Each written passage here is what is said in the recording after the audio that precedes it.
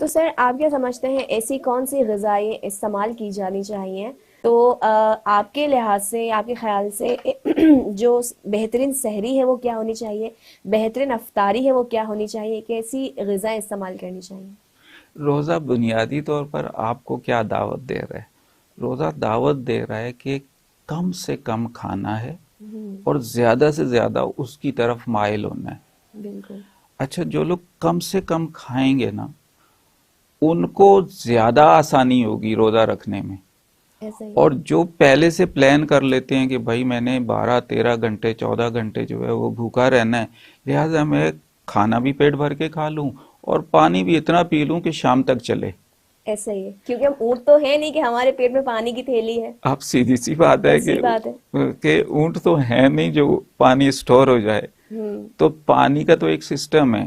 بالکل، آپ کا جسم پانی کو بیلنس کرتا ہے جسم کے اندر تاکہ ٹمپریچر بیلنس رہے۔ بالکل، اگر ایکسیسو پانی پی لیا تو وہ سورج نکلنے سے پہلے تک جو ہے ڈرین آؤٹ ہو چکا ہوتا ہے، تو ایسا آپ ہی نے کیوں پیا؟ ہے، بالکل، دوسری بات یہ ہے کہ اگر ایکسیسو کھانا کھا لیا تو کھانے نے تو اپنے پیریڈ پہ ڈائجسٹ ہونا ہی ہونا ہے، آپ کم بالکل، کھائیں یا زیادہ کھائیں۔ لیکن اگر آپ نے زیادہ کھا لیا ہے تو آپ نے اپنے اسٹمک پر خود سے لوڈ ڈال لیا، تو ایسا ہی وہ ہے۔ میٹابولزم جو روزے سے حاصل ہونا تھا، میٹابولزم میں کیا ہوگا کہ ڈائجسٹو سسٹم جو ہے وہ سسٹمیٹک چلے گا۔ ہوں، نیچر نے، اس ذات لاشریک نے ہمارے اندر بے شمار نعمتیں پوشیدہ رکھی ہوئی ہیں۔ ان میں سے ایک نعمت یہ ہے کہ ہم جو کچھ کھاتے پیتے ہیں وہ ایک خاص پروسیس سے ڈائجسٹ ہوتا ہے، لیکن اگر ہم کھانا پینا چھوڑ دیں تو نیچر کا ڈیفنس سسٹم یہ کرتا ہے کہ آپ کے جسم کے اندر سے ڈھونڈتا ہے کہ کیا کوئی ایسی چیز ٹاکسک کی شکل میں پڑی ہے جو جسم کو نقصان پہنچا رہی ہے، تو ہوں، سب سے پہلے باڈی اس کو جو ہے وہ کھانا شروع کر دیتی ہے۔ صحیح ہے، اب وہ ٹاکسک ختم ہو جائے گا، یعنی باڈی کی اس ایفرٹ سے جو آپ فاسٹنگ میں حاصل کر رہے ہیں وہ یہ ہے کہ وہ ٹاکسک ختم ہو جائے گا۔ اسی کی بیس پر وہ آپ نے پرومو میں کہا کہ کینسر کا ٹریٹمنٹ بن جاتا بالکل، ہے۔ ہم اس پر بات کریں گے، کینسر کے ٹریٹمنٹ پر ہم بات کریں گے، لیکن لیں گے ایک چھوٹا سا وقفہ، دوبارہ حاضر ہوں گے اس چھوٹے سے وقفے کے بعد، ہمارے ساتھ رہیے۔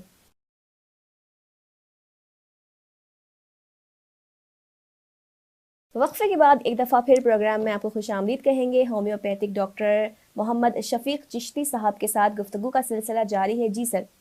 اچھا، ہم بات کر رہے تھے کہ مطلب ناشتے میں یا سحری میں جو ہے وہ غیر ضروری کھا لیا اور باڈی کو میٹابولزم پر بوجھ ڈال دیا۔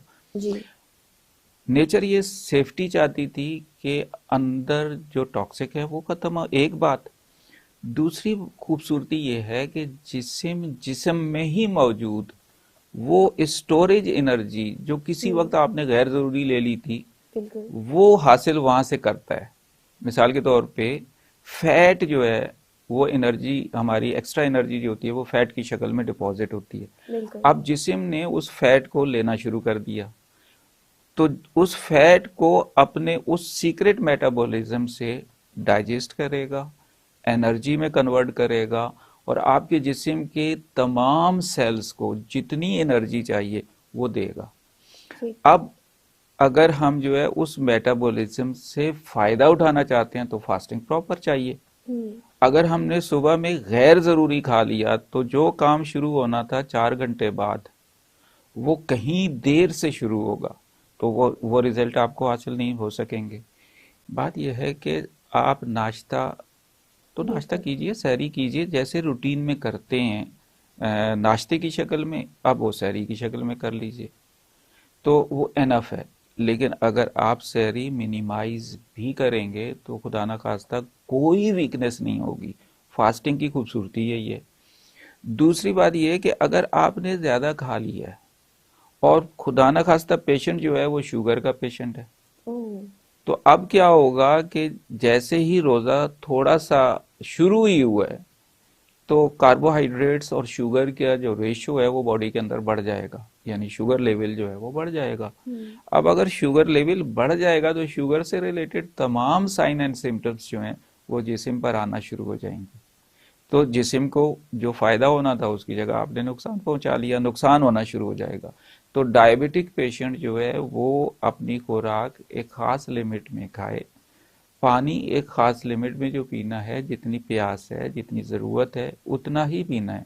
اگر ہم جسم کو، اچھا پانی کے لیے بھی یہ ہے کہ اگر لوگوں کے ذہن میں یہ ہے کہ بھائی لمبی فاسٹنگ ہے اور ہم تو پانی جلدی جلدی پیتے ہیں، تو رمضان میں اگر ہم نے پانی صبح میں زیادہ نہ پیا تو کیسے دن گزرے گا؟ بالکل تو بات یہ ہے، ایک تو یہ کہ اس نے اپنے ٹائم پہ ڈرین آؤٹ ہو جانا ہے، دوسری بات یہ ہے کہ آپ کے جسم کا وہی انٹرنل سسٹم جو میٹابولزم پر کام کر رہا تھا، اب نیورو ٹرانسمیٹر کے ذریعے آرڈر دیتا ہے کہ جو آپ کا واٹر لیول ہے اس کی سٹوریج بنے۔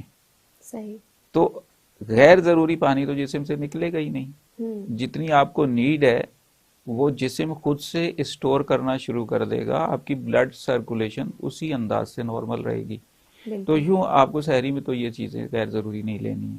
صحیح۔ افطاری میں آ جائیں تو افطاری میں ایک مثال تو میں نے ابھی دی آپ کو کہ مطلب تمام تلی ہوئی چیزیں ہم کھانا شروع کر دیتے ہیں۔ ایسا ہی ہے۔ دوسری بات یہ ہوتی ہے، شوگر کے پیشنٹ کا ریفرنس لیں تو شوگر والا کہتا ہے سارا دن تو میں نے شوگر کی کوئی چیز ہی نہیں لی ہے، تو آپ کم سے کم شربت تو پی لوں۔